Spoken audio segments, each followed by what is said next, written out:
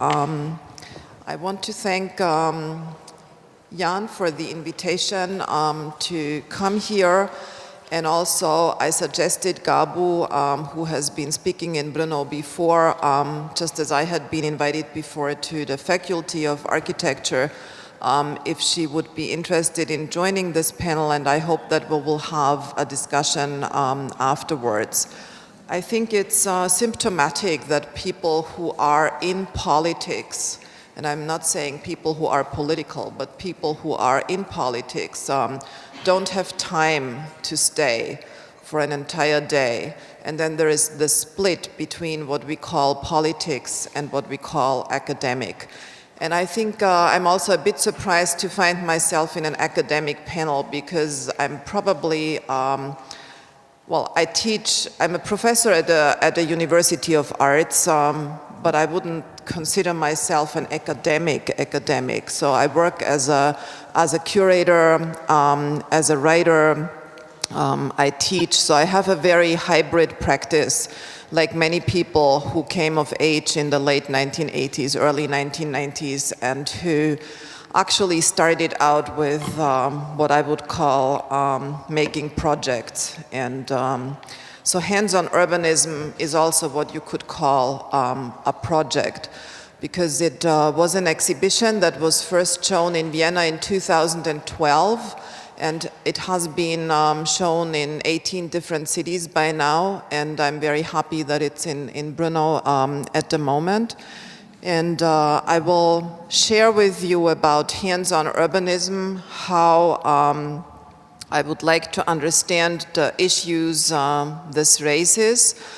But I will also talk from the perspective of someone who is a curator. What can one do with an exhibition that goes beyond the exhibitionary imperative? I will start with a number of images that are not actually part of the Hands-On Urbanism exhibition, but touch upon many of the issues that were already raised today during both of the sessions we had. So the first one is an image that shows a Chinese farmer who is evicted from her land. And the headline, as you can all read, is choosing death over eviction.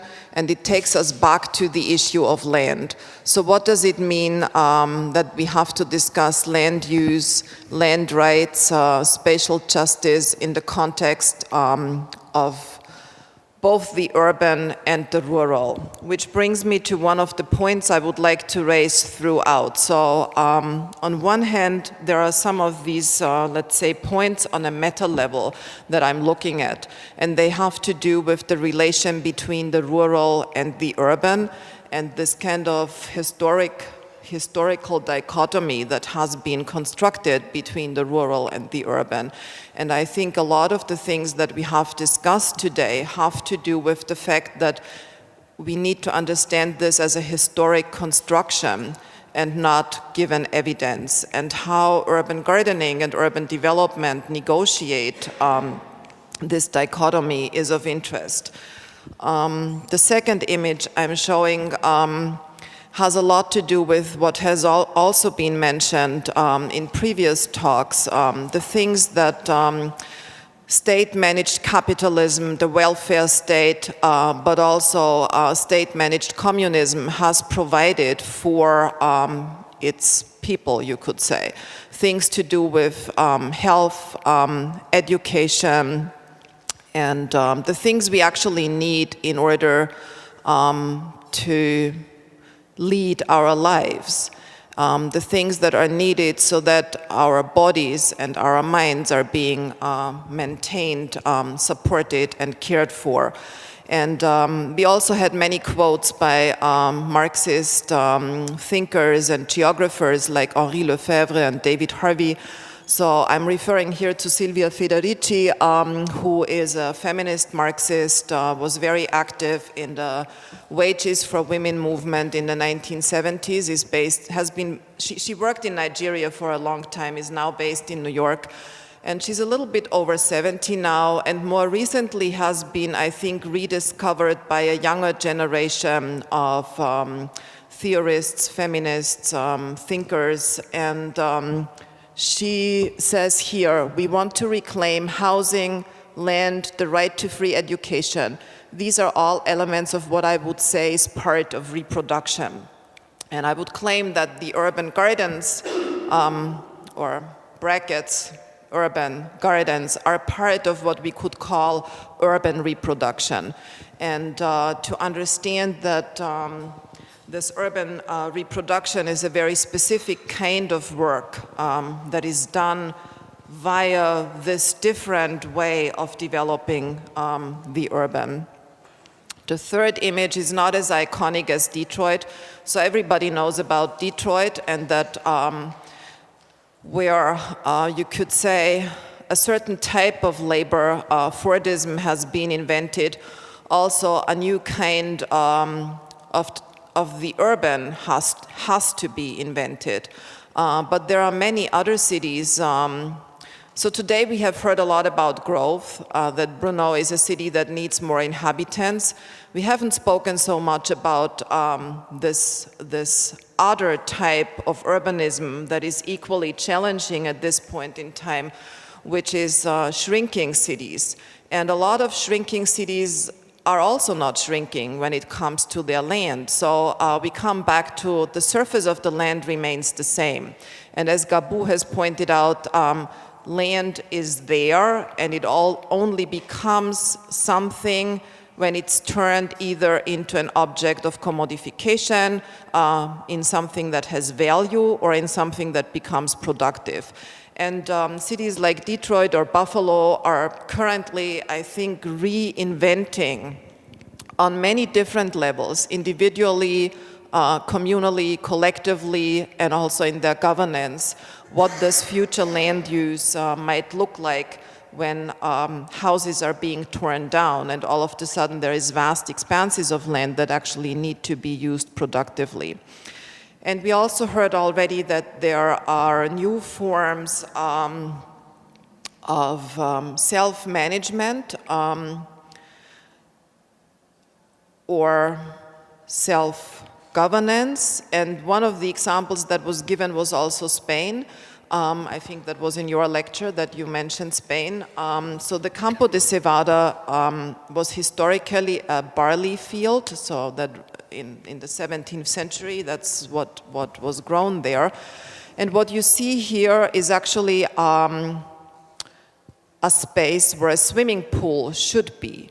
But after the swimming pool was closed and the city of Madrid, as you all know, didn't have that much money any longer, it was taken over by the neighborhood association, and is space that is publicly accessible, self-managed, and very, very complex, I would say.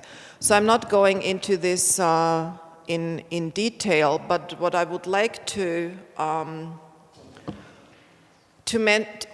mention two things. So Hands-On Urbanism was shown at the Architecture Center. So far, I haven't spoken about architecture much. So this was an exhibition that was researched, conceived of, curated for a place that exhibits mostly architecture in the widest sense of the word. And the Campo de Cebada came into being because there is a recurrent event in many cities around the globe that is called White Night, Nuit Blanche. And for this, so you could say this falls under the paradigm of event-driven city. So we could be very critical of that. And there is every reason to be critical of this eventization, or whatever the noun would be. But on the other hand, many useful things can come out of this. So for these white nights exist, that's a French architectural office was invited to create an intervention. And the spatial physical object they built was actually the beginning of the process of self-organization. So what I was very interested in when I started to research and conceptualize for Hands-On Urbanism is actually the role architects, designers, urbanists play together with inhabitants when it comes to hands-on urbanism. So not to say, on one hand, we have people who live in cities, urban dwellers, who are non-experts. Many times they're referred to as non-experts, and on the other side, experts. But I was more interested in how are their collaborations or cooperations, both historically and in the present. And this was kind of the introduction to the exhibition. The image you see here is a photograph taken during the process of research in 2011. And what you see here is a village in the New Territories in Hong Kong. But I would argue that this is, in a way, a global urban image. What we are looking at is what we might understand as urban today. And I'm stressing this because what we have here is this complex coexistence in time of something that in the past would be considered the future. So what I'm trying to say is the buildings you see in the background of the image were for the longest time considered the future of the urban. So this is where urbanization would drive cities. And what you see in the foreground, the agricultural use of the land and more informal settlement would have been considered obsolete or as something of the past. So you could also read this image as the rural and the urban. And I would like to argue that this fragile negotiation of a coexistence in time is a chronopolitical reading of this image I want to suggest. So even though it's very important to understand an image in context, and I think we heard a lot of very location and situation specific narratives today. So there was a lot of mention, this is done somewhere else this way. Could we learn from that? And I think that's an interesting question, but I think we also have to keep in mind that contexts, histories, conditions are shaped by the very context that comes with a historic situation. So what I'm trying to say is I both argue that this is a global image, but I'm also arguing that one has to understand it in its local specificity, as we have heard about the gardens that were presented earlier in the Czech context. So this is what the exhibition looked like in Vienna, and it's very much what it looks like upstairs here in the space that formerly was used as the library in this gallery building. This is the rendering of the exhibition in Leipzig. So the first institution I worked with was an architecture center, and then it was shown at the Museum for Contemporary Art. And I think this also says a little bit about hands-on urbanism, that it sits at this intersection of interests between architecture, art, but also many other interests. So it's not one field that is being addressed, but many different fields. Let's say the more theoretical issues that need to be dealt with in depth when one looks at issues of hands-on urbanism are the ones I tried to list here. So hands-on urbanism, as I understand it, has to do with processes that impact via urbanization and crises in plural. And they then lead to the precarization processes of bodies, labor, and space. But they also lead to self-organization and what we might want to call hands-on. At the moment, we witness a lot of austerity urbanism, when cities, governments stop spending money. And this results in heightened uneven development. So even though the terminology is contemporary, so these are terms that we use today, they might well be used for things that also happened during the 19th or 20th century. And I've already addressed the last two things before. So when we look at land and its use, we need also to think about spatial justice and even more difficult about questions of redistribution. And that's why I find it very interesting that your urban plan here in Brno is at the moment suspended, because I wonder what the actual reasons for that are. So is it about justice? Is it about procedural mistakes? Or what is actually at stake when all of a sudden the stakeholders disagree? So I find that very intriguing. And the last two words I wrote down here are support and interdependence. So Judith Butler has recently, or not so recently, in 2011, written an essay about the politics of the street, in which she says that human action is always supported action. And she says that in a very, not ontological sense, but in a material sense, so that we need material support as human beings for our actions. And the way we have access to this material support is very much a question of politics. And I also want to look at this term of interdependence. I think that independence has a very glorious and glorified history, and is of course a very important term in political philosophy and theory. Interdependence, or words starting with co, with, are less theorized, as Jean-Luc Nancy has pointed out. And I guess the question of interdependence, how humans actually negotiate their interdependence with both humans and non-humans, is where the complexity of contemporary societies are being enacted and negotiated.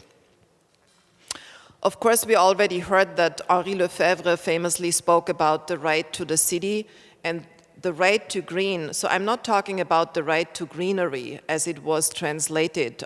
So what I heard was a lot about the right to greenery in the translation. This is not what I meant by this, but the right to green in a both more abstract and concrete way.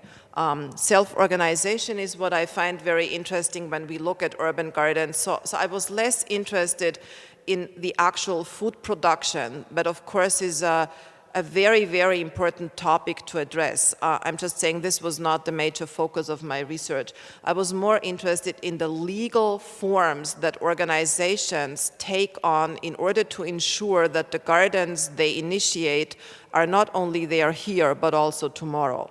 And the form of organization, self-organization leads to. And historically, it has very often taken on the form of the association. So be it in the European context or in the North American context or in the Latin American context, it's very often an association that is being formed.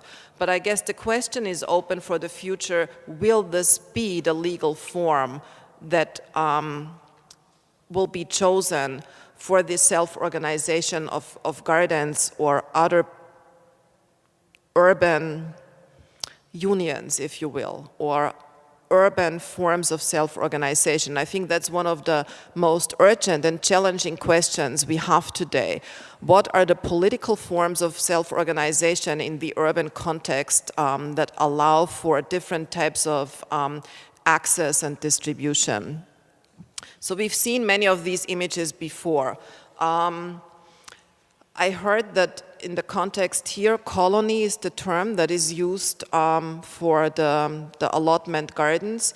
So in the German-speaking context, I would say the Schreber movement didn't use the word colony so much. So it was a lot more the proletarian movement of farmers. So there was a farming crisis in the 19th century. So a lot of people migrated to the city and actually built these very humble sheds that you can see in the top image. So that's in Berlin. And they were referred to as farmers and proletarians. So these hybrid people who had both farming to do and work in the factory to do. And they were also called colonists. And I think we should also remember that the big colonial conferences, when Africa was split up in 1893 and 1896, were actually taking place in Berlin at the very same time. So that there is an expression of the colonial towards the land at this point in time is, I think, very interesting in both political and philosophical terms.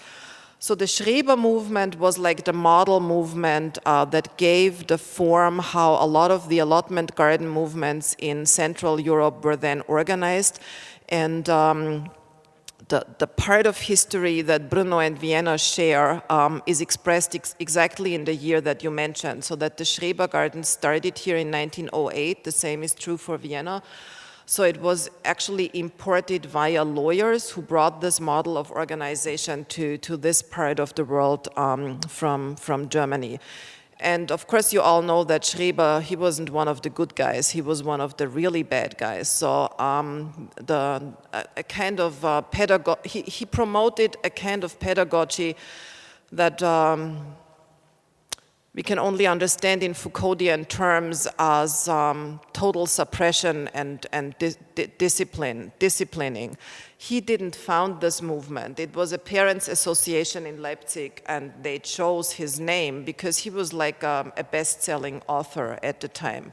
And you might know that he had a son by the name of Daniel Paul Schreber, and he was one of the most famous patients Sigmund Freud ever had. So maybe the pedagogical program is to be discussed. And the third image I'm showing is Hull House. And here we see the example of self-organization, where a first generation of women who had been trained as academics around Jane Addams and immigrants who were active in the labor union movement actually self-organized in order to have many different things, but amongst them also the first public parks and playgrounds. And what all these cities share is that they were marked by massive immigration at the time. So we haven't discussed that much today, but a lot of the gardens that came into being because of urban migrations, and they are part of what we could call as pressures that the urban has to deal with. And the urban is, of course, the people who produce the urban. So this is an example from the city where I live in Vienna, and it also has to do with what has been mentioned before, the war economy, so the war gardens, and these gardens still exist. So they negotiated a lease till 2043, and they were are the association of the gardeners of the future. But of course, many of the things that have also been mentioned today, how do you ensure public access, questions of internal privatization, you could also say internal control and discipline are very much part of this tradition of gardening. And I think only now do we speak of urban gardening. So that's a very recent term. This would not have been used in 1908 when these allotment gardens were established here and in other parts of the Austro-Hungarian Empire. So we also heard a lot about community gardens today. And again, it's the histories of immigration that have importantly to do with community gardens. In 1974, the first community farm and garden was officially established in New York. Today you can follow the number and also the way success stories and stories of pressure play out when you follow the community garden website. So I would say you could also rate the urban history of New York via the history of community gardens. And they used derelict land in order to establish these gardens, and very much relied on the model of the association and also of playing by certain rules. So when you look at the rules community gardens have, They are very detailed, so which hours are open to the public. For example, in this one here, which was renamed after its founder, Liz Christie, who has already died, so it was renamed Liz Christie Garden, you're not allowed to take photographs on a tripod. So self-governance is not without rules. I think this is always super important to remember. Self-management and self-governance means to negotiate the rules amongst the group, but also the interdependence with people who are not members of this group. And I'm taking you through case studies that you can see in more detail in the exhibition here. And you also see that I follow, in a way, the history of urbanization. So industrialization in the European context, then the North American context, and then you could say after World War II, or even before, but after World War II in an even more accelerated way, processes of urbanization have become global processes where the global south has taken the lead in setting many of the precedences where things are changing dramatically. And as we look at this example from Cuba in 1991, which is of course very much connected with this part of the world. So the dissolution of the USSR led to an enormous crisis in the context of Cuba. And it started with self-organized urban farming and urban gardening, but it very soon became something that was organized by the state, both in the distribution of knowledge, how to do this, but also in making land in the urban context available. And again, like with the first image I showed you where you saw the new territories in Hong Kong, I would argue that this is an urban image of today. So when you look out of your window, you see the fruits and vegetables that are being grown. And we also heard a lot in the last panel about local food production. So this is very much what the Cuban model was about, that you can, in the markets that are combined with the organoponicos, buy the local produce.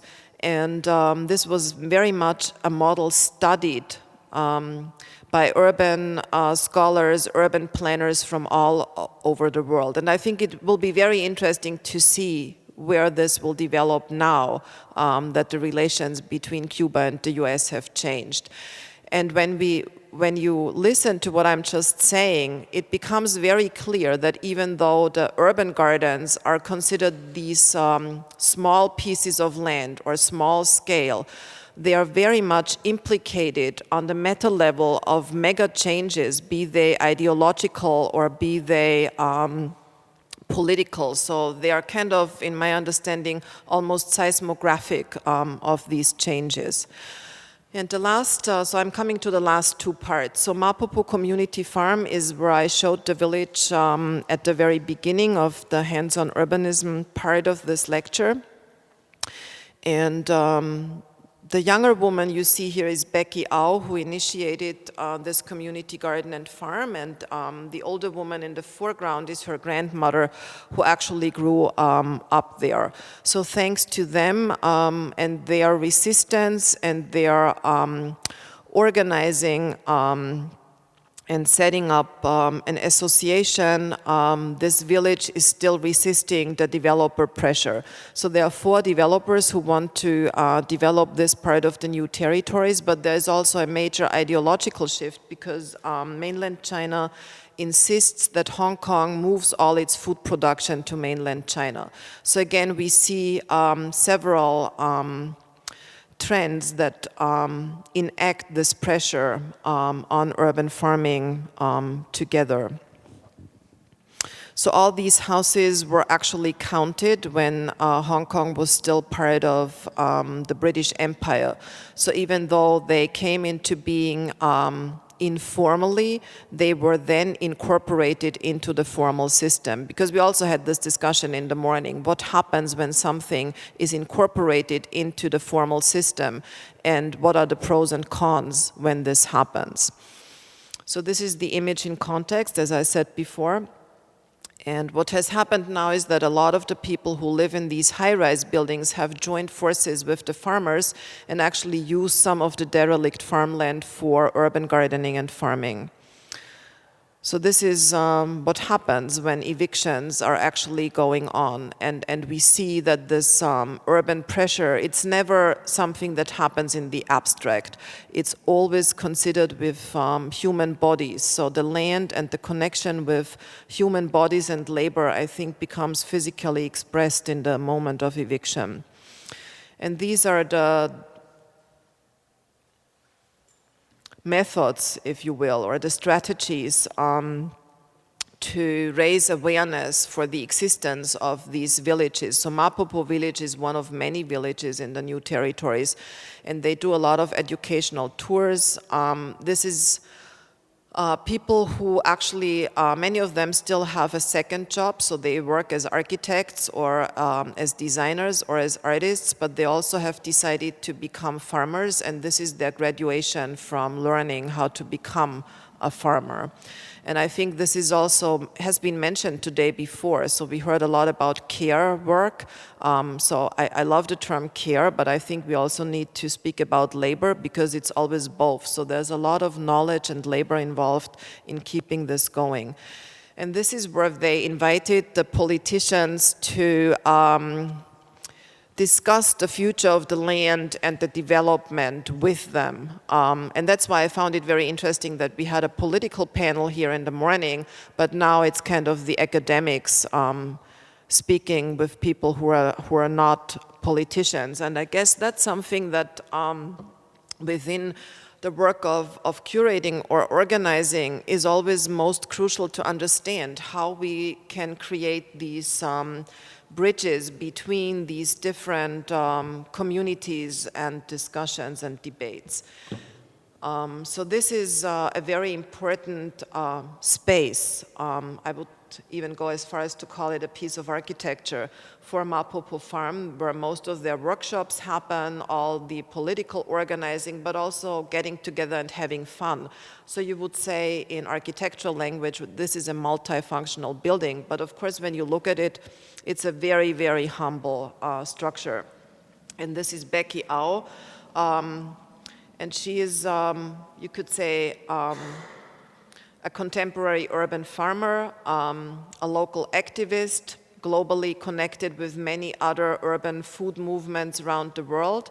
But she's also somebody who has a background in economy and used to work in Hong Kong Central.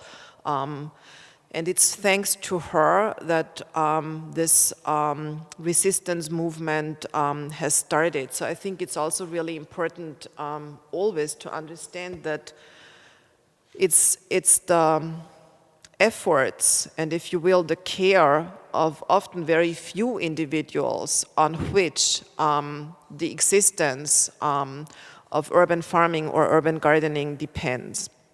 And I said at the beginning I will also talk a little bit about curating and what kind of work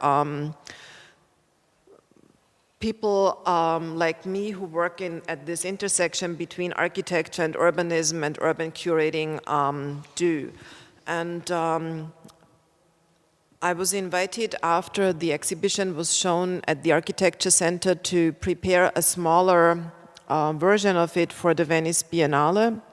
And it was really just a couple of wall spaces, but presented in the central space in 2012 on the invitation by David Chipperfield, whose Biennale had the title Common Ground.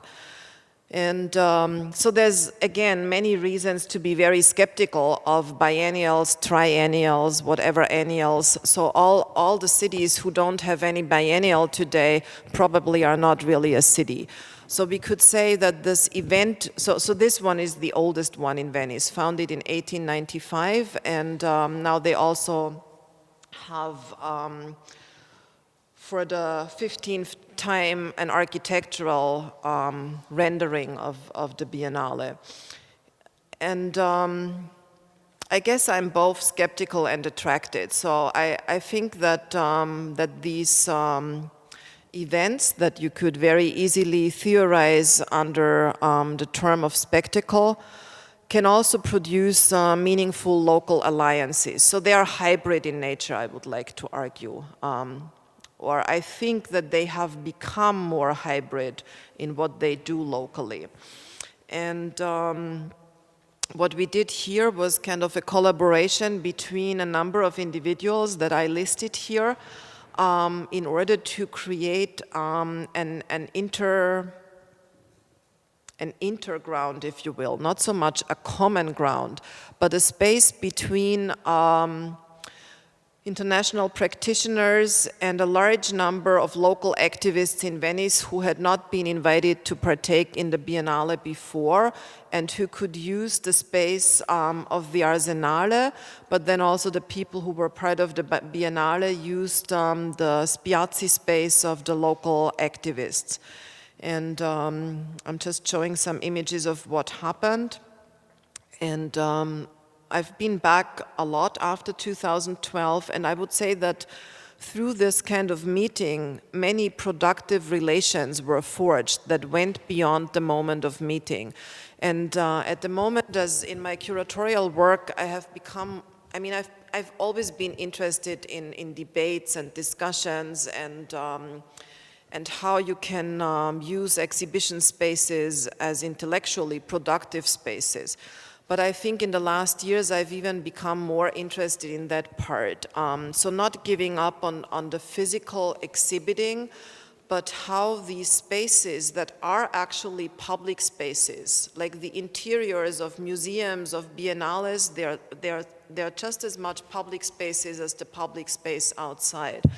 And I guess I'm more and more interested at this point in time what that actually means and how one can take back a very commodified theoretical discourse that is held around these biennales and exhibitions into something that becomes more political again. So that's kind of my, let's say, personal challenge, quest, what I'm troubled with, and where I think, for example, what the next Athens Biennale Documenta is planning, as we just learned in Vienna recently, that they want to have economic social laboratory instead of an exhibition, taking up what is actually happening on the ground in Athens. I think these are the models that I find most pertinent at the moment. So now I'm showing you, so I showed you like the space of the Biennale and the Arsenale, so how these things came together. So we had like a whole day workshop and not just lectures on urban green, on revitalizing, on education, on public health, on empty apartments, because of course Venice is a shrinking city and has a lot of very complex, challenging situations to master. So this is one of the collaborators, Michele. He runs a community garden, which is actually, so again, it's publicly accessible, but it's not really public. So you can access it as a member of the public if you know where it is, and if you know how to find the bell where you ring, because it's actually part of an old people's home.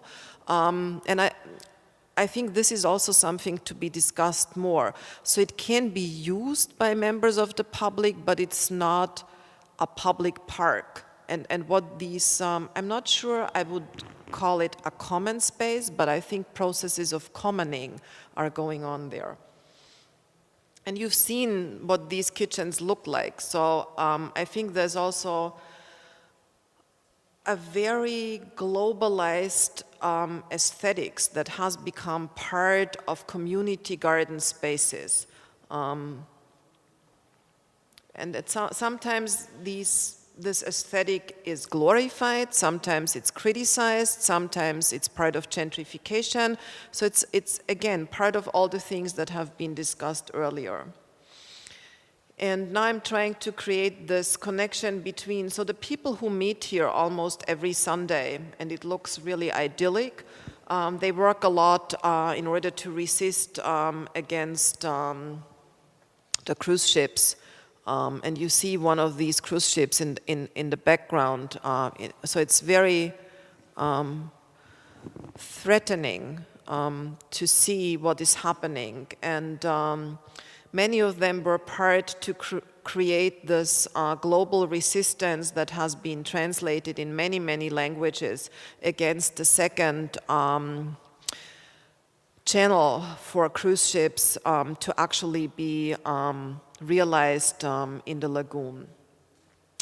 And the last thing I brought with me is when Hands-On Urbanism was shown in a small gallery in Ljubljana, together with Kud Obrat, Institute for Spatial Policies, and the DESA Gallery.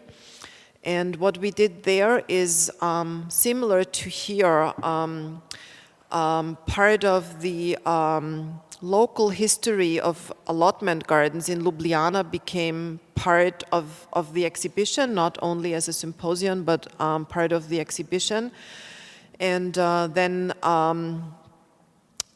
there was also someone who put together a presentation on the different gardens in Ljubljana and how they ensure that they are still there. So they have an allotment garden that is quite similar to the one you have in Brno, centrally located. And they declared it cultural heritage, so it's a cultural heritage site. And this actually ensures that it's still there. But it also created very similar problems to the ones you mentioned here, so that there is more public access, so crops are disappearing. And so this balance between community, individual ownership, public access is one that was raised today. How could there be new ways of formalizing these relationships? And that's what it looks like. So I took the image from the architecture faculty, from one of the windows there. So this is not cultural heritage, so I'm sorry. So this is informally organized at the moment. So that's what the garden looks like. So it's a piece of land that is surrounded by different houses. And this garden might be there next year or might not be there next year. But it doesn't prevent the gardeners from investing a lot of care and labor, as we have heard before in one of the lectures, into this site. And what they have been doing in the past has actually been quite nomadic. So it was not the image of the rice bags that was mentioned before, like Prinzessinnengarten, Princess Garden in Germany, where we have the rice bags that are used in order to be mobile, but you could say that the gardeners are mobile and look for sites that are actually underused. And the Urška Jurman from Kud Obrat was my main partner, collaborator. We have been in discussion for many, many years. And in Ljubljana, there is a large number of construction sites due to the fact that there was or is the crisis. So development should have begun, but never began. And one of the sites was claimed for this community garden. And since 2010, they have been struggling and negotiating and struggling and dealing with all the things that were raised here before. How to build up a community, how to form an association, how to establish good relationships with your neighbors, and how to negotiate with the city, and what are the kind of arguments to use that you can maintain your existence. So this is what it looks like. And we actually had the lectures and symposium in the garden there. So that was one of their So in terms of museum language, you would call it public outreach. In terms of activist language, you would use a different term for this. So it was one of their strategies, I would say. They do a lot of things that involve different types of communities. The local neighbors, politicians, academics, and they do a lot of programming. So I would use again this kind of more museum curatorial language, but they do this because many of them do have jobs as artists or curators, but what they do there is very much urban activism. And this is actually the last image I brought. So again, it's a configuration of chairs like we have here. And in a way, this trying to understand what very humble supports like chairs and halls can do to promote what we discussed in the previous lectures, that there is a politics of the garden that is part of urban commoning.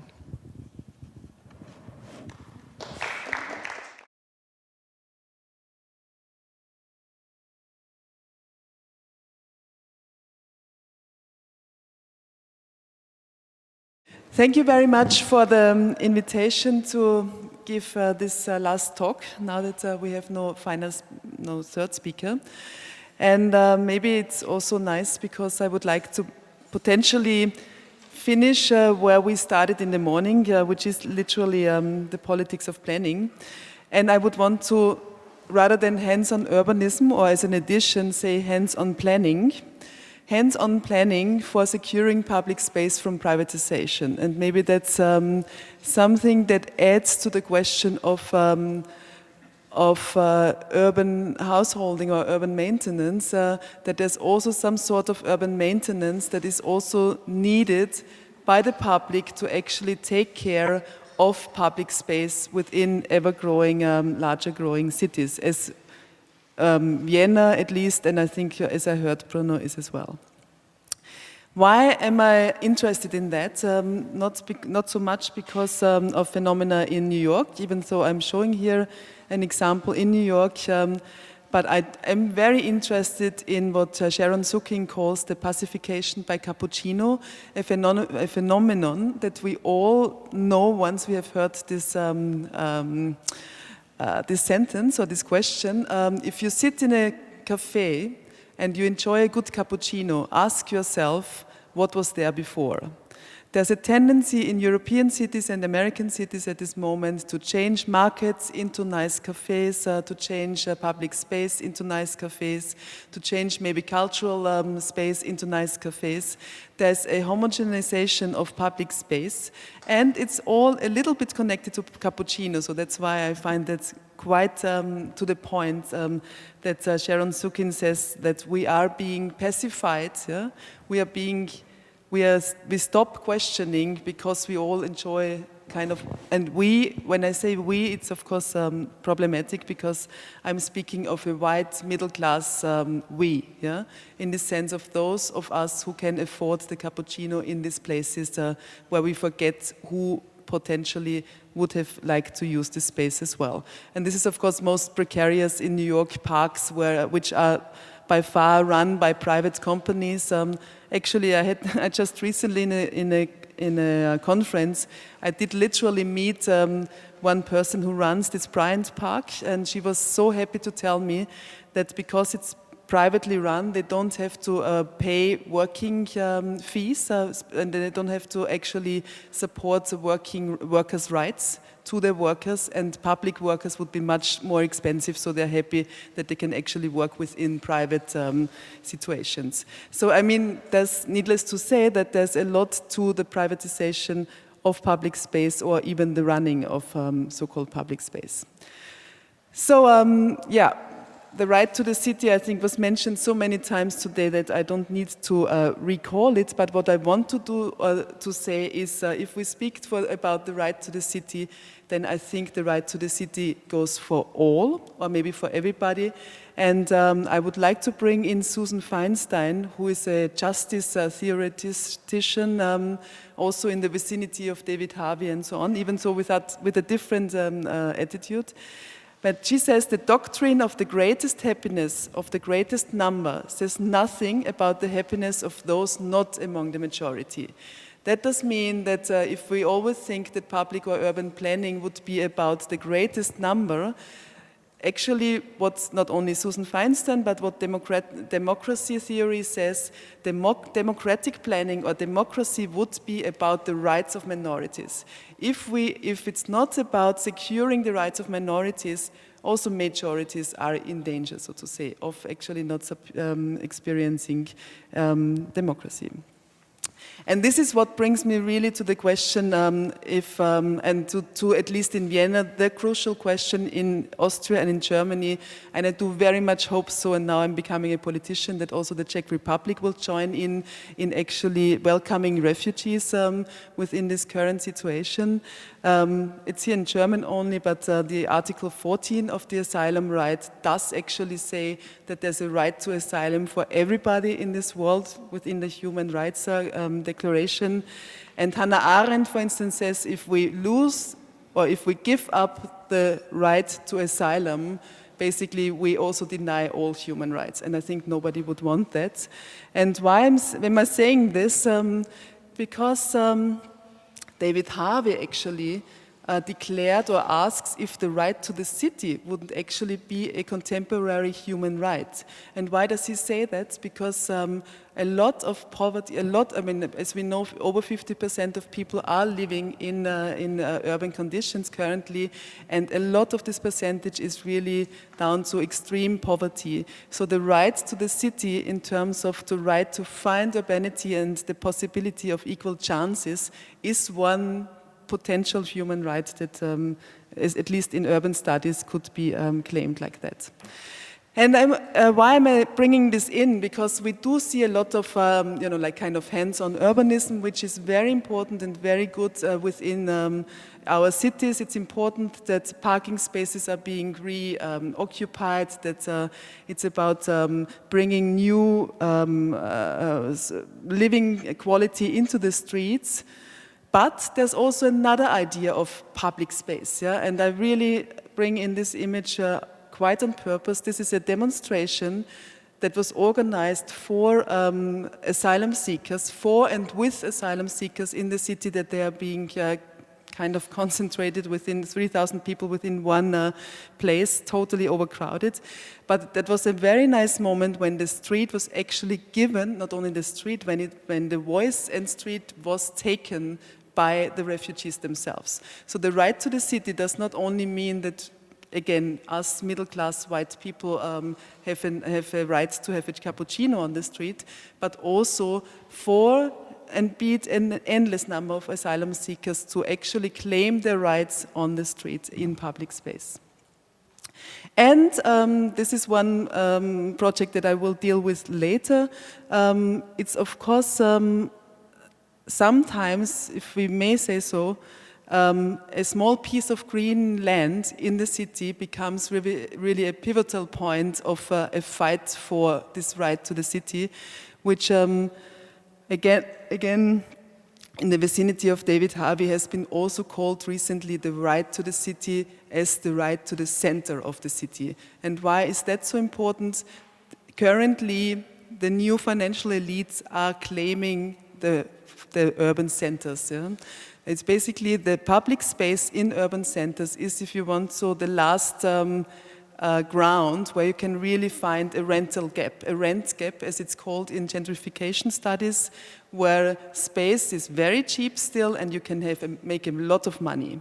And this is a piece of green land on Donau Canal, which we will talk later, which is in several public documents being declared as a piece that cannot be built on, and yet, just recently, another investor claimed to propose a project for 800 people, a restaurant for 800 people on this last final existing, not yet built on, in terms of gastronomy or urban beach, piece of land in the center of the city. But as you can see, there's also a counter movement. There is already initiatives that are actually fighting to save what it says here, rettet die Donaukanalwiese. And why do I bring that in? Why is it so important to fight for some pieces to stay public? Is because we have an enormous difference in the distribution of space. This is an image in the center of Vienna that actually is not a joke and it's not ad-busting. It's very serious. It says, you don't have to live in these apartments to love Vienna. Owning them will do. Do you? Maybe I need a translation too. So it's an obvious call for just speculation. Buy an apartment there, you don't need to live there, and that's something that is experienced in many cities, in European cities, currently in the centers, centers becoming very kind of challenging for people to invest, whether for lifestyle, for some holiday time, for waiting for these apartments to grow in price. And that, and now I'm slightly becoming, I was told it may be too much, but I want to hesitate to say, if we have luxurious condominiums like that are not there for anybody to live in, then I cannot accept such images. And that's unfortunately a refugee camp in Austria, and there's quite some of these, and there are unfortunately too many of such in Europe. As long as there is luxurious housing apartments that are not even lived in, I think there is enough space in Europe to share really with those people who are currently fleeing a very crucial war. So that was not meant specifically. I did say that's in Austria as well, but I really want to also say that in a country that is so hesitant to actually take a share of refugees here. And this is why this goes too far here, but just to bring you the context of the project that I was already mentioned, Donaukanal Partitur, but I am always from time to time referring to a sort of text that was the primary and most important text of the so-called famous Red Vienna, Vienna's housing project, and it was a real redistribution text that took, and let us not say took, but that asked that the rich do not take so much, but actually give back something to the poor. And it was a distribution tax really from luxurious apartments and spaces, from having a lot of space to those who did not have any space. I think maybe I'm just skipping over those things, but I wanted to bring in, because I also just did a little exhibition in Graz about playgrounds, because I was interested in the question, maybe as much as the urban garden or the question of a piece of greenery, but also the question of a playground in the city is something like a key question to how much worth is it to cities to have places that are non-commercial and they are actually not producing any profit. Yeah? So think of spaces that are not profitable and how many do we actually still see and have in our cities. And then I think we should just ask for them. Yeah? We need to demand non-profit spaces within our cities in order to actually also assure the possibility that not only those who can be pacified by cappuccino can take part in urban life. Good, and this brings me now to the question of planning. How do we apply solidarity to planning? That is a real question that is quite tricky to, solidarity usually has nothing to do with planning, yet the question is, if solidarity is something that we can only be with people who are not our family, yeah? We cannot be, solidarity in democratic terms means it has to be, you are only solidary with people you kind of don't know or who are other to you.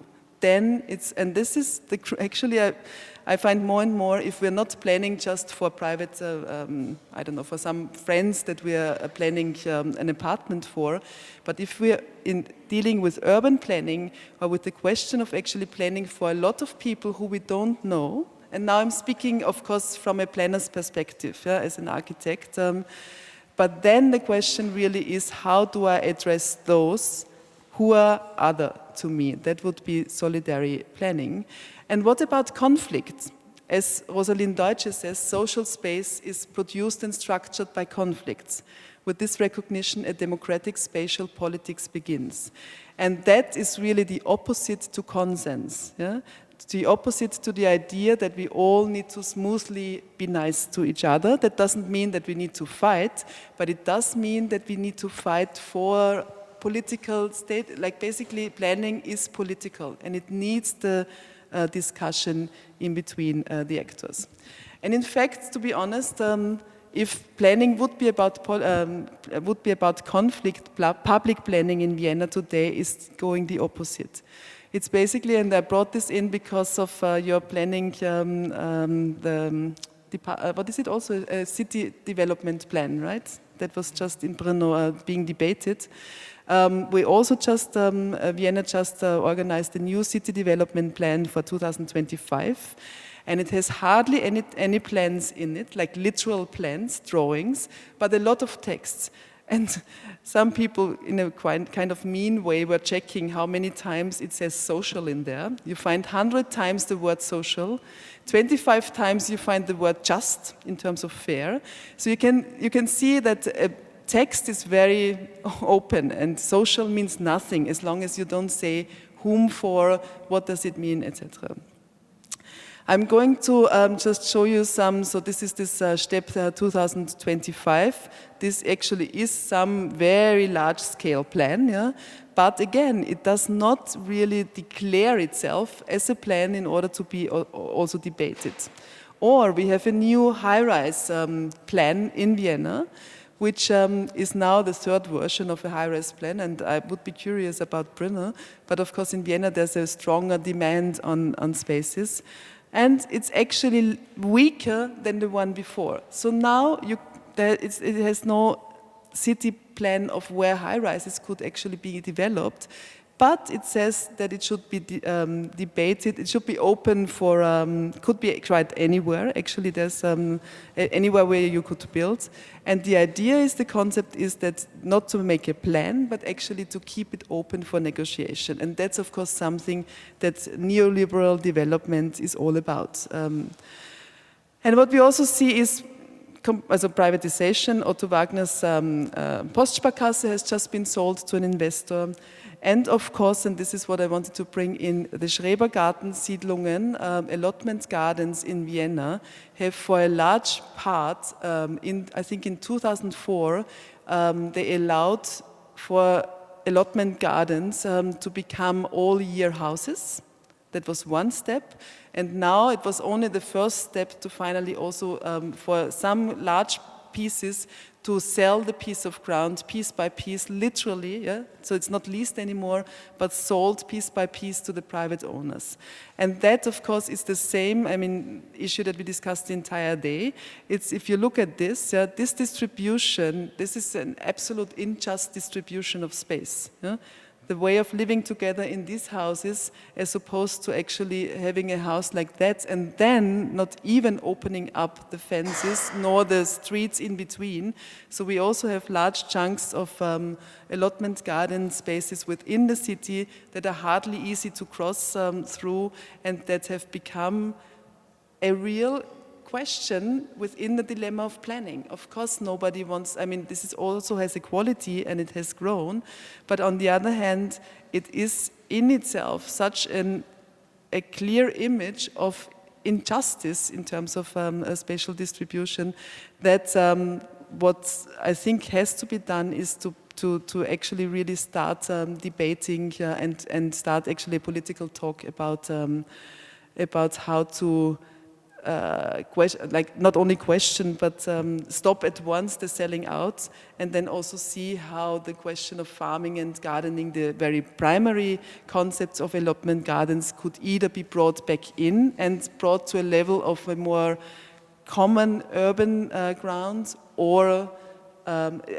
what it cannot be is a privatization of land in terms of one-family houses. But unfortunately, that's also what is happening at the moment. And yeah, that is now the cappuccino image in Naschmarkt. This is really the place that a lot of people are very sad about. There has been formerly much more shops for greenery, gardens and so on, shops where a lot of people, urban gardeners, also could sell their vegetables, and now you can drink your cappuccino there. And you can drink a lot of cappuccinos or spritzer on the Viennese Donaukanal, which is in Vienna the central water line. And you know, every city currently wants to actually activate or get close to their water. In Vienna, in the last 10, 20 years, this has happened. Formerly, maybe 20 years ago, the place was even kind of called it wasn't very active, and it was kind of this low line.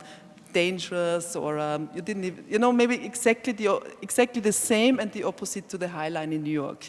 As we say today, in the High Line, people were using it, of course, but it was other people, and you wouldn't know so much who it was. And now imagine this place that has been very densified and a lot of urban beaches in the center of Vienna. And you can see how actually the beach life grows to the water. Yeah? That's the life of capitalism. It wants to get bigger. So also here, these places get bigger. And there's a big fight already within these places. Yeah? The areas where actually people want to move, just cross by, take a bicycle or stroll. And the city of Vienna was thought, okay, well, we have so many fights on these tight spaces, and developed a project called Fairness Zone. And this is, even though you don't see any people here now, this is written everywhere where the space gets tight. And I find that actually, and I can say that here more easily than in Vienna, but I say it in Vienna as well, I find this most cynical. Imagine you have very little space for the public people, yeah, for walking, cycling and so on, or you reduce it more and more, you let the private urban beaches grow, and the smaller the space, then you say, but please just be nice to each other. Yeah? Like, it's small, but please be fair. Yeah? And in fact, it's nice to ask somebody to be fair, but I think what public planning really means and needs is to support enough space for the many people that are not privately taking care of a site or actually making profit of it. Well, that is, of course, if you, again, about fairness, if you think of how air rights are given to places, and this is, for instance, Raiffeisen, a very well-known bank, I think also here, and this is the latest in Vienna, development in Vienna, which maybe is a step forward, we'll see, so-called urban development, urban negotiation plans or deals. And so if you get air rights, more zoning, then you have to do something for the public. And if the city of Brno or Czech Republic goes anywhere in this direction, just be aware of this weird situation that the public is actually negotiating with. In fact, here Raiffeisen promised an elevator down to the Donaukanal, which is much needed. And imagine, at one point, Raiffeisen said, well, you know what, we cannot build this elevator out of glass, and to the city government. And I was just part of this meeting coincidentally, and then we asked, but why? And it's like, and actually what we needed to do, we needed to ask them, but how do you keep your building from overheating if you cannot even manage to build an elevator out of glass? The Raiffeisen wanted to save everything from that little part that was their deal with the city. At the end, they asked for how big the Raiffeisen logo could be on this elevator, which was a part of the deal, and we finally asked them how big the City of Vienna logo could be on there, but we didn't succeed. I wasn't in an official position to do that. But what I want to show with this, anecdote is that there's a lot of negotiation going on at this moment in cities, and we need to be aware of that. And this is why I really want to make a claim for good planning, for actually a sort of planning that gives a starting point for this negotiation. So why am I bringing in the Donaukanal to the topic of hands-on urbanism, or the question of urban gardening within cities? The city of Vienna is growing big time as any other city. In the next 10 years, there will be 250,000 people more. How big is Brno? How many? So Brno in Vienna, one more time. So the whole city of Vienna distributed within Brno, in the city of Brno onto Vienna. That's the growth of Vienna for the next 10 years. And since I won a competition for public guidelines for the Donaukanal. This is what you see here. And actually the city of Vienna did ask for guidelines actually it was really a question of how should investors build if already they built down there some gastronomy or some urban beach or so. That means to say it a bit bluntly, in what color or in what material and so on. And actually we won, I hope with this argument, but we said you don't need to answer or ask the question how, you need to ask why. You need to ask who would want to actually use that space. Because if you have a growing city and a densifying city, then you need spaces that stay empty, that stay free. Yeah? We need free spaces in dense cities in order to actually, as you can imagine, compensate. So when we came to start this project, there was 150 folders in the shelves of the city government that were questionnaires, discussions, papers, studies that asked people about what they wanted from Donaukanal. And a lot of them said, very diverse, of course, and a lot of them said free space or more open space, more space. And now you can choose as a planner to say, I will become the 151st new folder by doing the same thing, by asking again, or and I don't want to say that condescending, but there is a tendency also of planners to not take responsibility, but to say, okay, we need to again activate the public. We need again to make a questionnaire, to actually maybe form groups to do that. And that's why I said in the beginning, hands-on planning, sometimes you also really have to say, it's been discussed enough, we need at this moment to secure the space. Yeah?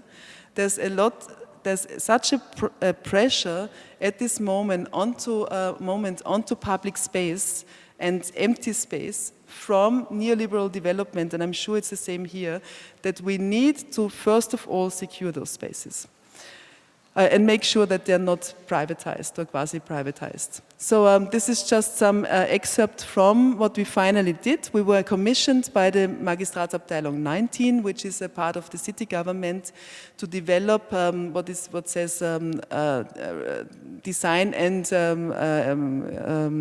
urban development guidelines for the Wiener Donaukanal, with a process unbelievable, with like 80 meetings, I think, and a lot of people being involved in this site. It's a very complex organization. I just want to briefly run you through this project in order to show what planning means in this case to me. It's a place that was big time developed, is very influenced by Otto Wagner's planning for the Großstadt Vienna, and he also was part of this regulation plan. And it's a place that in the 30s, when we had another financial crisis, financial crisis happened from time to time, and then it became the Viennese Riviera. And it said, okay, for all those people who cannot take holiday at the Italian Riviera, can go there and actually take some holidays on what is called schräge Wiesen, a kind of tilted ground. And now, of course, it's become a very activated urban beach space. And as you can see here, in terms of the fairness, didn't quite work yet. So there's already a fence on the waterline, something that within our project we also wanted to prevent. And most of all, and this is really the most horrific thing, and I don't know exactly how to get a grip on that, this is an urban beach here, large, it's a kind of Hermann bar, very huge bar, makes a lot of profit. After the summer, they leave the space, with the entire space, with a huge fence all around it, and actually claim that they cannot afford to take down the sand or kind of close the space properly and keep it open. And this is so much about, again, also in Vienna, in the center of Vienna, this impossibility of just distribution of space. And this is all, of course, not private ownership, but it's the use of space. This is leased space. So I'm not talking about, maybe it's a bit similar, and I wanted to bring that in relationship to the leased space of gardens, because of course this is maybe another sort, completely different sort of economy, but the question of what it means to actually kind of take responsibility for a space is, of course, within this private gastronomy owners, a most precarious one. And this is what's actually final image of the existing Pro. You see that this line gets closer to the water and closer to the water. So the beaches want to get into the water. And this is what made us actually develop a so-called non-building plan. And what is that? It's literally the opposite of a building plan. And I'm sure you also have building plans here in the Czech Republic. Building plans organize the built mass of a city, and they do it with a quite demanding language. So this is, for instance, just the abbreviations for free green space. So it's called EPK, EK, EKLV. It really demands something in the negotiations about what can be done of space. So and when I say we, it's a collaboration with my partner Susan Graup, and of course with all my people, my office collaborators, but also a lot of people who were taking part in the project.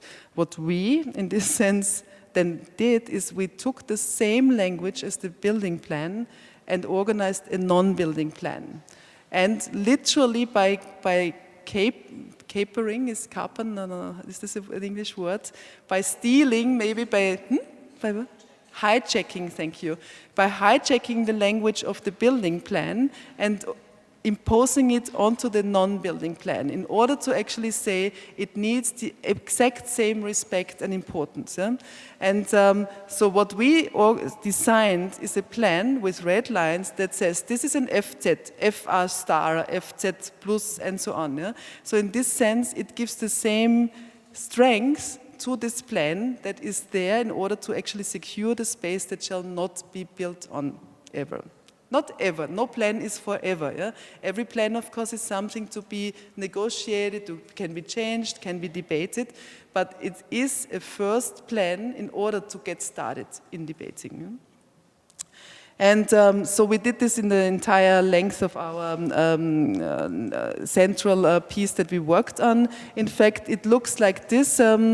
Just to show you the rules very simply, it's a whole set of rules, but the most important one, extremely trivial in a sense, but believe it or not, it's of course exactly this simplicity sometimes of the regulations that is exactly there where you get to the point of, again, what private investments would also want to target. So what we said is the edge of the Danube Canal is always to stay public. It has a lot of very nice small stairs to the water, very nice small spaces. There is quite some people who have already asked the city of Vienna to build exactly there some little shop or restaurant or so on. It has a lot of stairs coming from the city level down to the water.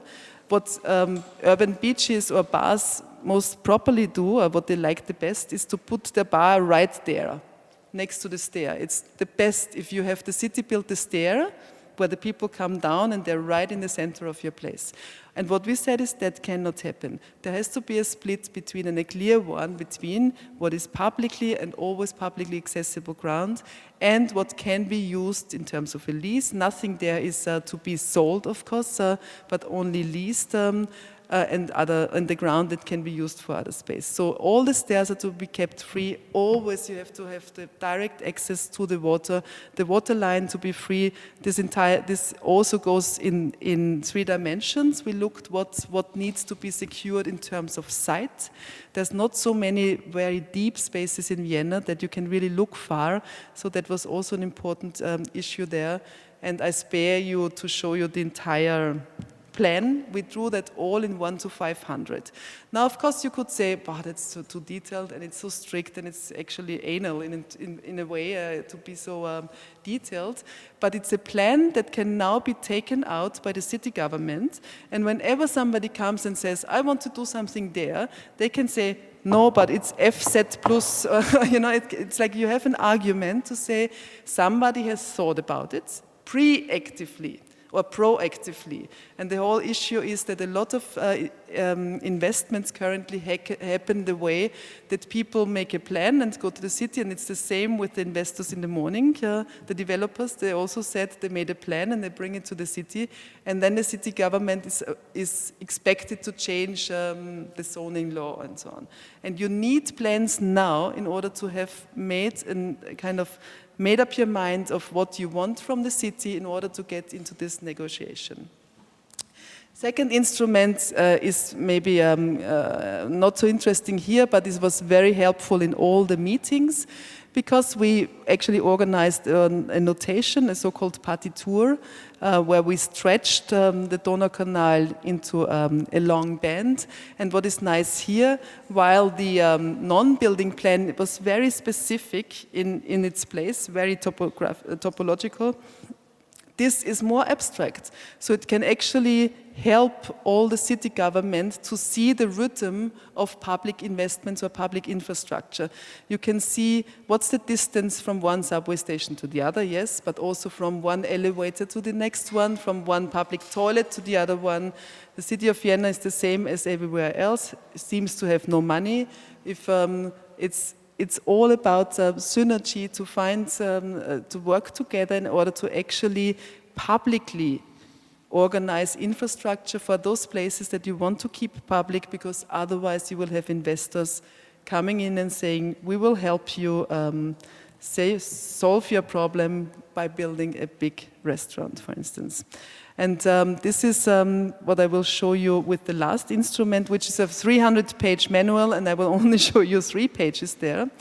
And the first one, just to show you the different levels of our plan, the first and most important basis is this non-building plan. First, you make sure what cannot be built on ever. And then we organized spaces where we said, okay, there will only be one more lot to be commercialized, and the rest can only be what we called Ermöglichungsflächen or leisure zones. And then there was several other layers that I won't go into it now. Maybe also not here, but this is, for instance, one of the parts of this manual saying that all the stairs will always have to be free. And in fact, I will come back to that. And a second one, another rule, and there's a lot of rules and regulations, we call them like rules in a play. It says when a private investor leases a piece of land, then he can only take a third to actually temporarily build something on it, another third of the land to use it commercially and non-spatially, commercially without building a space. And this cannot be a fence. Yeah? And the third one has to be a public a space that gives a special quality to the public. And for instance, this urban garden, or this is in fact a collective, a common garden, is part of such a third piece. A big investor has actually rented this entire, or leased this entire piece of land. And a urban gardening group has now taken this piece in order to actually have the Gemeinschaftsgarten there. And all I wanted to say is that actually, and maybe this is even better, this is the opening party. This is the Bezirksvorsteher, which is the mayor of the district, here planting the first plant.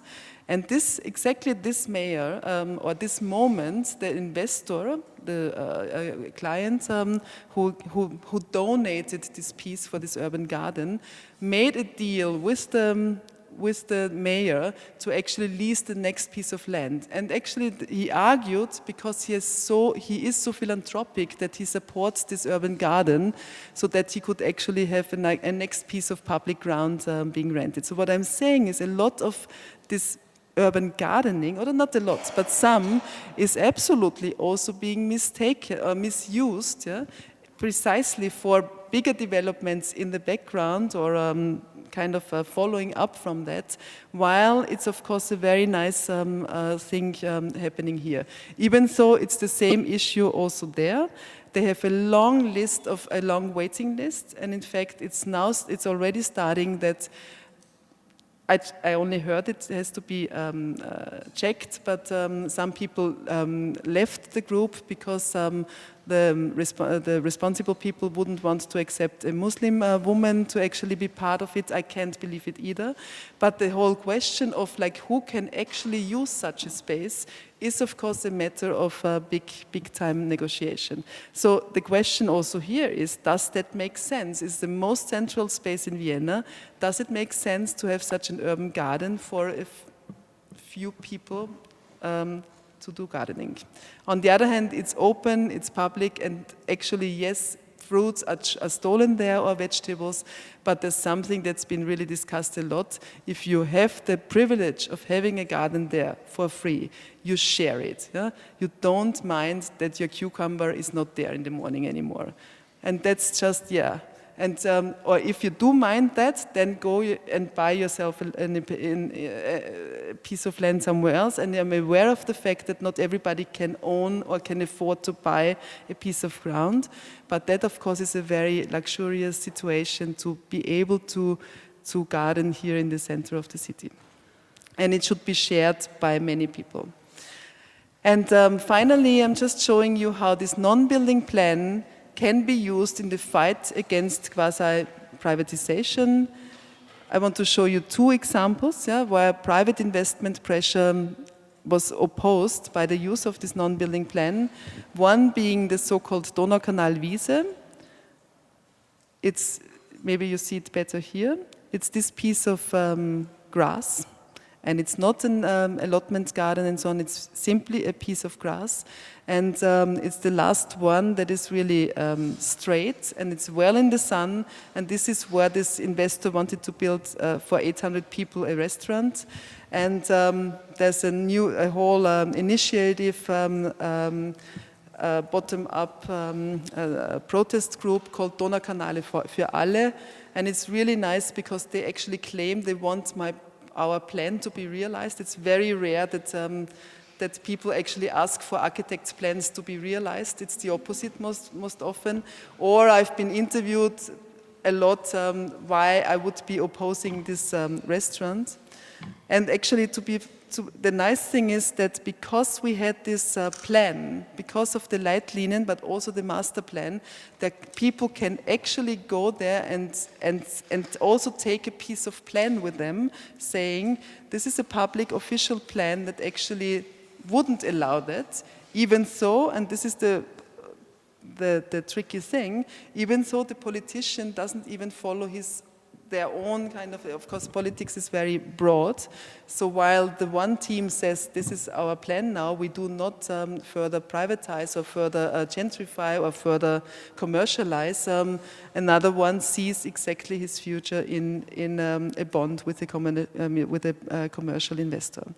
So this is a very nice ongoing fight. It's not nice at all, but what is nice about it is politicizing people in Vienna with clearly demanding this piece not to be commercialized.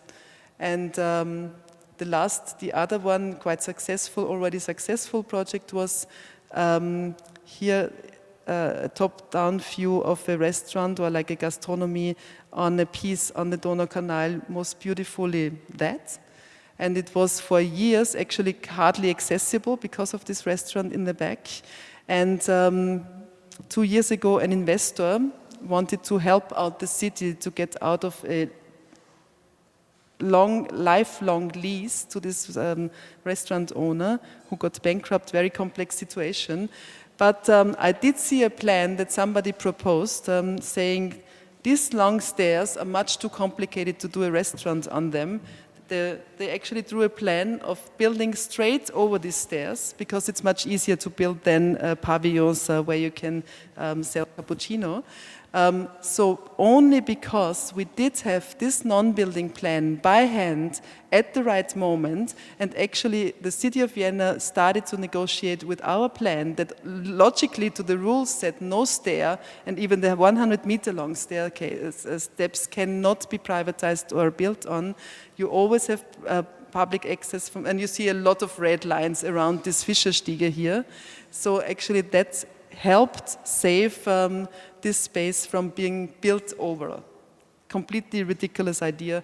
Even without our plan, somebody would have had to take responsibility for allowing something like this. And finally, that's I did do this already in Prague, but also in Brno. This is why I at this moment I'm hijacking a second time. Wherever I speak, I do want to hijack PPP.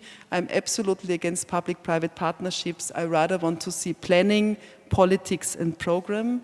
I want planning as setting, and this is maybe what I wanted to show you with the non-building plan. We need plans that are maybe strict, strong, stiff, yeah? But they are there in order to be actually negotiated. If we don't have them, the public will always be weaker than those who have a real private quest for something to happen. We need politics in spite of the lack of foundations, and this is something goes too deep here, but I'm interested in post-foundational theories that really deal with this knowledge that it's difficult to claim something for being true completely. There is no such thing, but still we need strong attitudes and positions. And we need program as a political demand, and this is where I would say beyond something like existence minimum or a bold claim for the public, and that means ask for more free space, ask for more public space than will ever be kind of possible, rather than for just little. And my last slide is what I think is really needed. This is the protest group who wants to save this Donaukanalwiese, and they invited a vegan food from with no meat actually to support, saying "Come in den Garten" means come into the garden. It's not a allotment garden, but it's really a public piece of garden that is being that is being saved here. And what I think that we need is alliances throughout, and I think it's urban gardening together with region food, together with Right to the City group here, together with planners, together with the city, to actually make sure that those spaces that are so valuable in the city centers, not only city centers but everywhere, are at this moment that so many people want to make profit from it, to actually make sure we can collectively keep them from being commercialized or commodified. Thank you.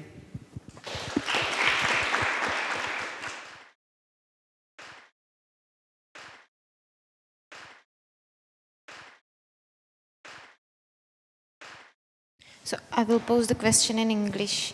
I will have a question to Gabu, and I would like to ask you if you can maybe describe in shortly, or if it's possible, the process of negotiating with the city. You mentioned that you won the competition, but how did you achieve this non-building plan to be part of the project and to be accepted by municipality or politics? Or this is a very good question. First of all, until today, it's officially not called non-building plan, because that's so pessimistic. That's not pessimistic, it's so negative. Non-building plan is negative, and within city planning you should not give any, I don't see it negative, it's only the opposite of building plan, but so it's called Rahmenplanung öffentlicher Raum, which means frame space for public space, which is also a nice word, but the funny thing is the public, the people in the administration were actually torn. Some really wanted it to be called non-building plan because it's so clear, and but the ones that actually then made sure, actually decided over what is in the written paper, said it should be called Rahmenplanung. But the problem is I'm not invited to competitions anymore, so I mean maybe it's not easy to work from within the system. And I think it's needed, but it's sometimes pure.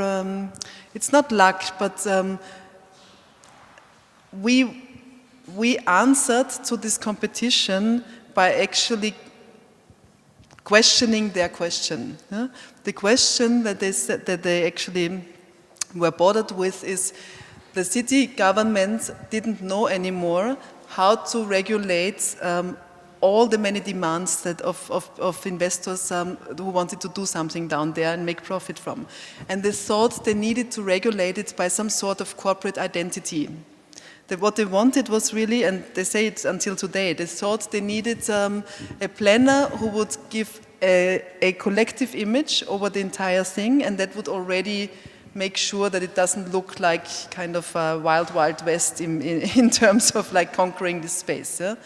And we said, no, you don't need this. You need a structural basis on defending actually the rhythm of non-commercial spaces that need to be there as well, yeah? Because everything was about commercialization. And but the negotiation was really, it was tough because you're always the Spielverderber, how would you call that? You're always the bad guy. Yeah? You're always the unfunny guy. You're always this woman who is so against investments. Yeah? And that is the biggest problem. That if you want to actually support a sort of development that is not based on growth, because that's the only thing that actually also the administration and politics could imagine there. If we want to develop Donaukanal, it has to grow. Something has to grow there, yeah? And it's not plants. But something has to grow in terms of more restaurants, more urban beaches, more something. And we said, but you can also, we need to define development not by growth, but actually by, in this case, and this is really important, we're not talking about houses here. That's why I wanted to bring the other aspect. I think we need so many new houses in the future, and that needs to be big and a lot and so on. But this is the place where people who work, who live and so on in this many cubic meters somewhere else need to find free space. So it's very specific for this place. And and it was a lot of really fighting, but believe it or not, there is more people than you think, also in the government and also in the administration and government, who think the same. They just need support, and they need, I think, as planners, as architects, as activists, we need to speak out, because there's so many more who see that it's needed as well. Yeah? But we need alliances, and it was possible. But you know, it would not, until today, be hidden in a shelf. Actually, as the 151st folder, only because we really then pressured in order to get it public. We said it's public money, what we use for, and so on. We need to make it public. And the moment that this investor claimed this one green land piece, yeah, suddenly the politicians were fighting, and the Green Party really wanted our plan to actually help fight this investor. And that was, it needs the conflict to actually also make these plans then be demanded. Yeah? And it suddenly was really useful for a lot of people, not only the activists, but also politicians who also wanted to fight. The Green Party, for instance, is strictly against it and uses it as an argument.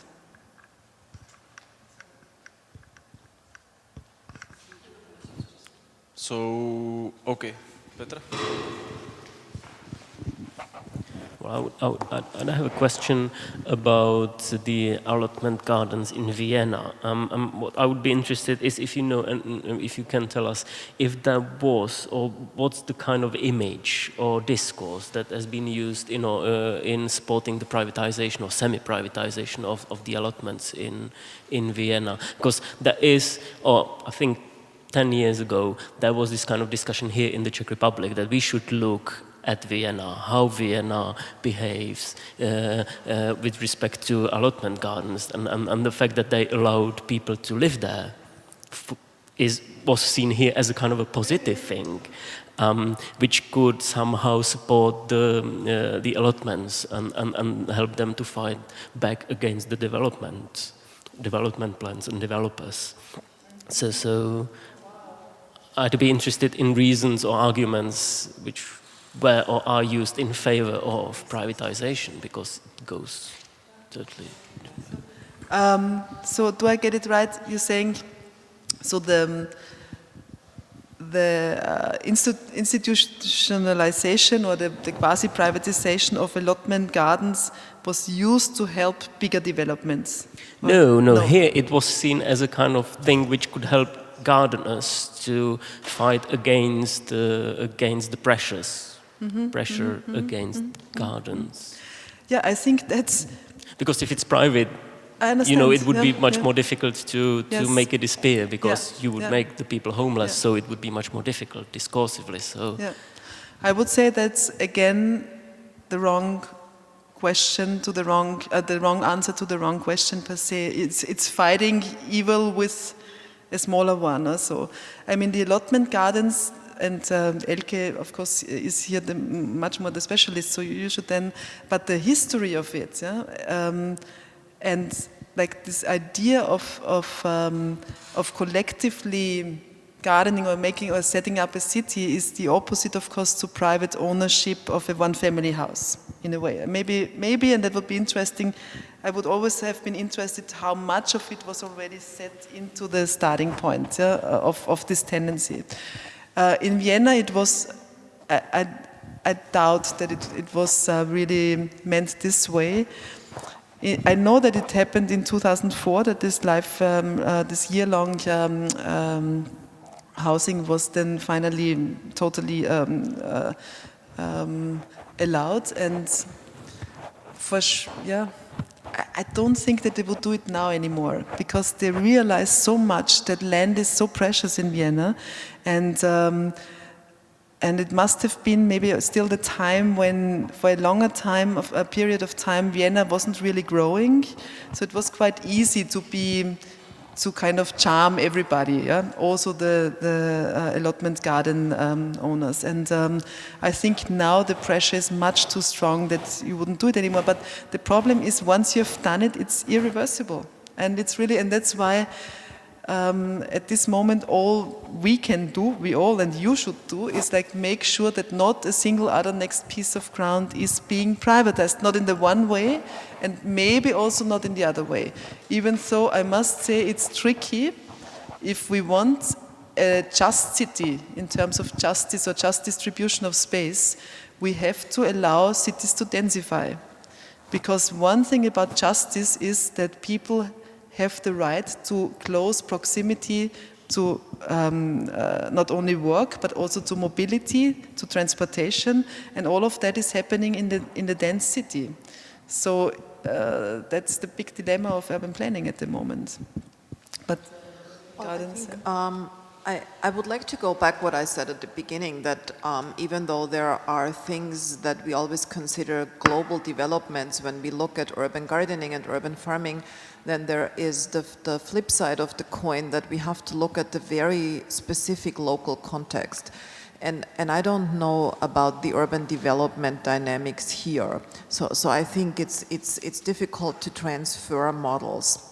But I would say in the case of Vienna, what happened is that legally, if you put two lots in the allotment together, you can then build a solid family home of 100 square meters surface. And that's just giving people the possibility to acquire very valuable land at a very I wouldn't say cheap, but easily affordable.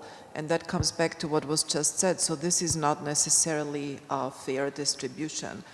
And what I think the city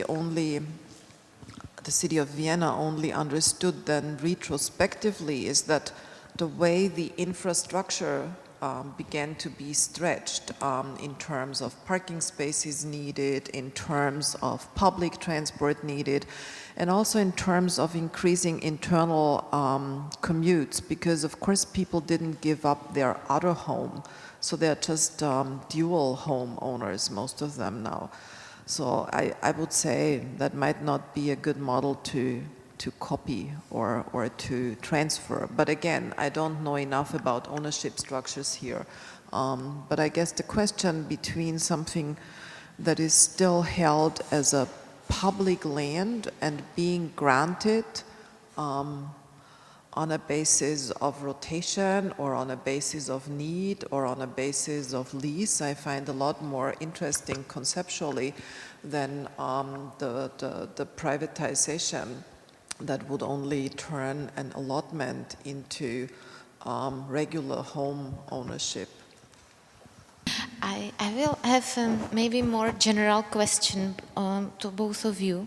I would like to ask you about the terminology, in contemporary neoliberal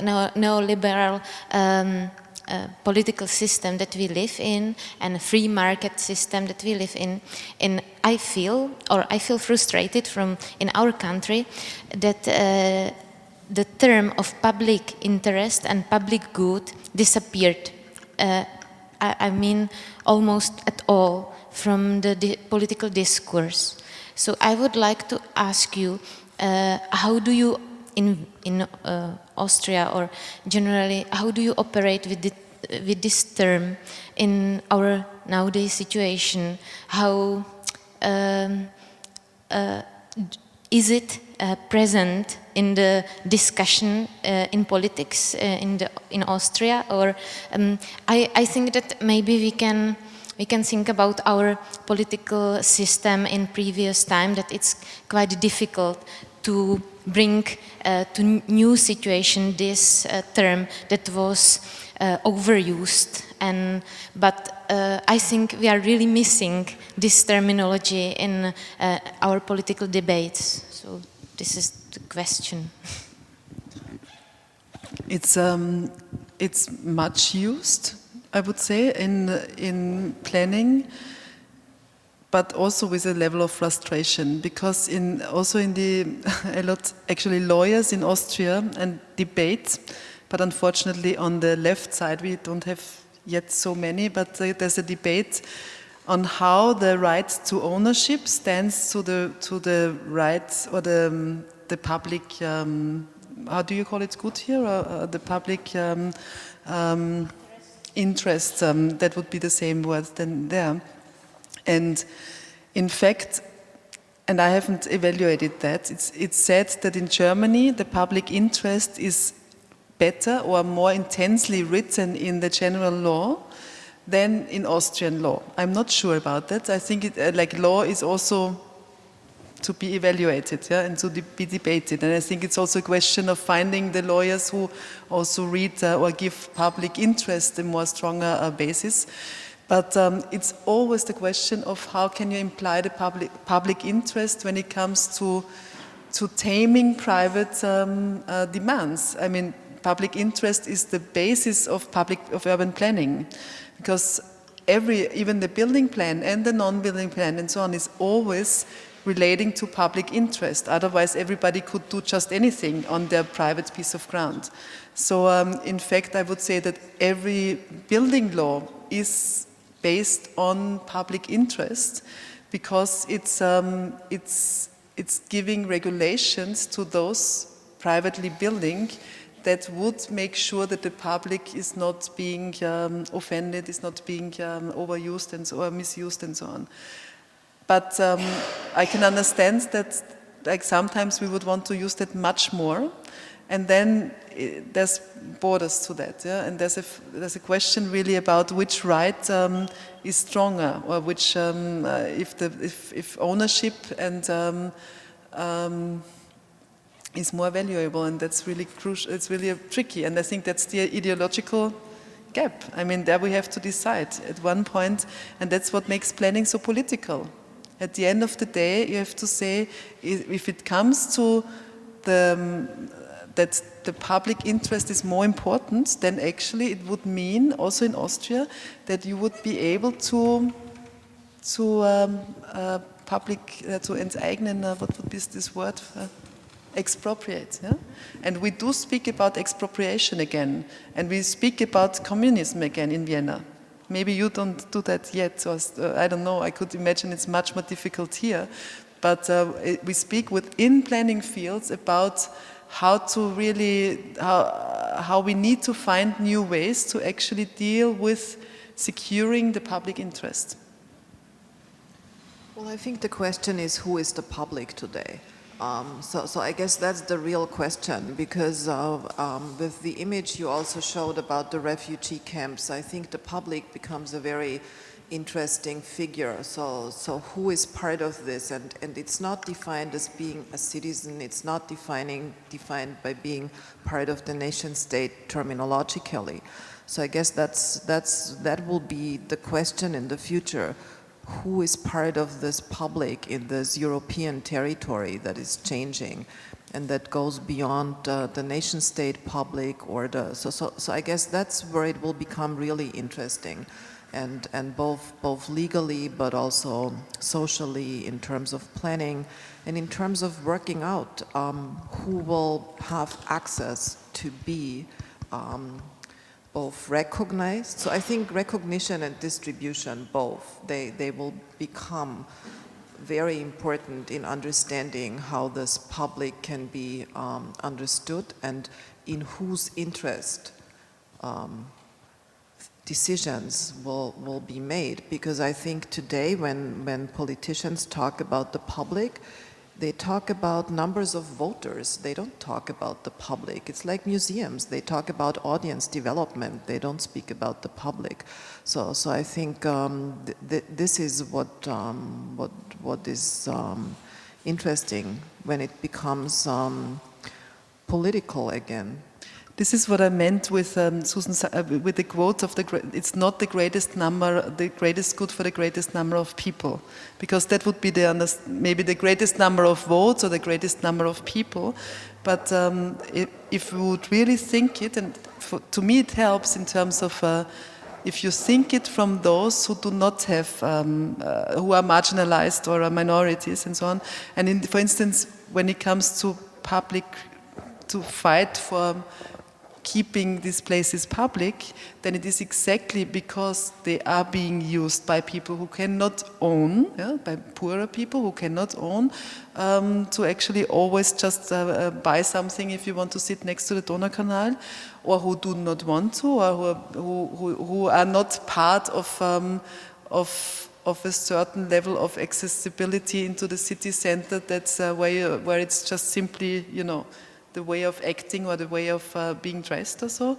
So in this sense, to fight for the possibility of homeless people, of poor people and so on, to still be using the city center as partly as everybody else or as much as everybody else, I think would be one such idea of public interest. Yeah? And that because that questions what the public is. Because otherwise we could say the public is those who like to have the drink on the Donaukanal, no? Like the cappuccino, yeah? Thank you, it's important point. I have a practical question, how people are informed about these places and events about public gardening. Is it like that they just pass nearby these places and they see something new, or do you organize something like events for everybody from the city?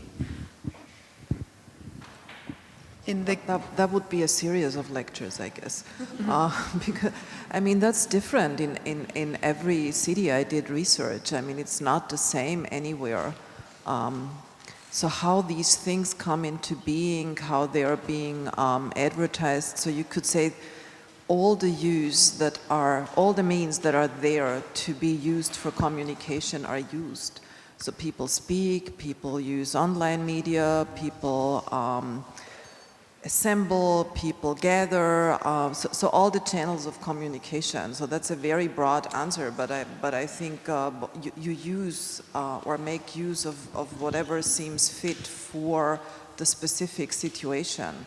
And if something doesn't work, you use something else. So I guess that's how I would answer. Yeah, but I think the question is nice because it gets us back to the point. If a community garden is something that you know about because you have the means and you are in the right piece of, you are already there, or you already know somebody, or if actually it's accessible to somebody who is not already in the group of people or in the vicinity or something. I think that's what you're asking also. And I think I answered from the other side. If you start a community garden, I think people use all kinds of communication. So I think I looked at the question from the other side, from the people who organize a community garden, not the people who want to join. But the question is, how could it be open to join?